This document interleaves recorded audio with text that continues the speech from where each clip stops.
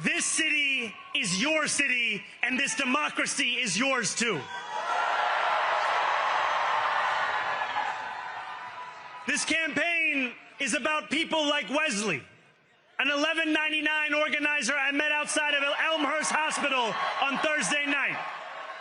A New Yorker who lives elsewhere, who commutes 2 hours each way from Pennsylvania because rent is too expensive in this city.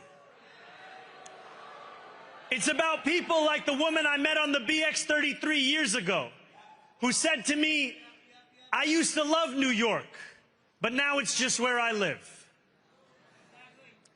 And it's about people like Richard, the taxi driver I went on a 15-day hunger strike with outside of City Hall, who still has to drive his cab 7 days a week. My brother, we are in City Hall now.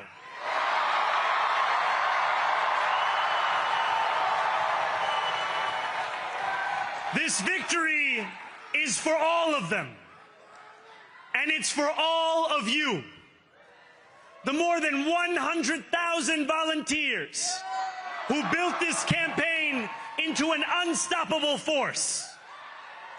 Because of you, we will make this city one that working people can love and live in again.